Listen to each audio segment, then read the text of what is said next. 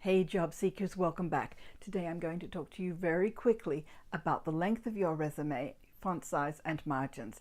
A lot of people are still living with the old information that you can only have a one-page resume. That is no longer true, largely thanks to the rise of applicant tracking systems, which can read a lengthy resume very quickly. That doesn't mean that you should make your resume overlong, but truly, unless you are an absolutely new job seeker, new to the business, brand new in all ways, you would expect to have probably a two-page resume, and in some cases, if you've had a lot of experience, even three.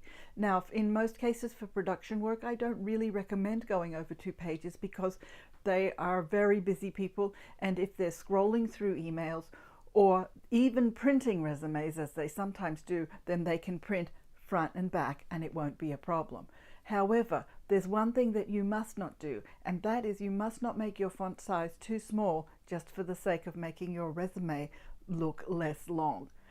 By this I mean you've got to keep your font at 11 points or higher and use only one font throughout. You can go ahead and use different sizes for your headings. You can use bold, you can use italic, but go ahead and keep it at the same font. Also, you should use one of the basic simple fonts that are easy to read. Again, I'm allowing for an applicant tracking system.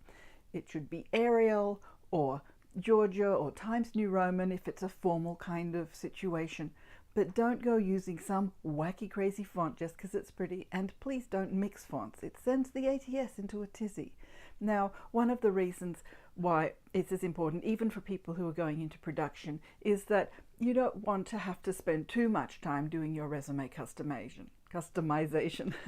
Now, I do recommend customizing resumes for different job applications, but if you have one that is ATS optimized, you really don't want to have to make a whole lot of changes when you're sending it to a regular person. So just keep it simple and nice. And by the way, I like to use narrow margins. I set all the margins to narrow.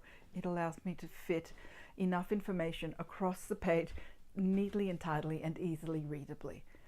So those are my tips. Don't worry too much about length. Stick to one font using different variations of that font within your resume and use narrow margins. See you tomorrow.